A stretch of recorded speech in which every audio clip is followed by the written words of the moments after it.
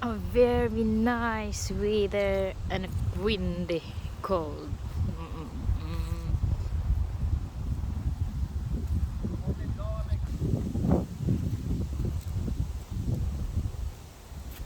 How this yellow mushroom? Oh, yeah, someone will eat this though.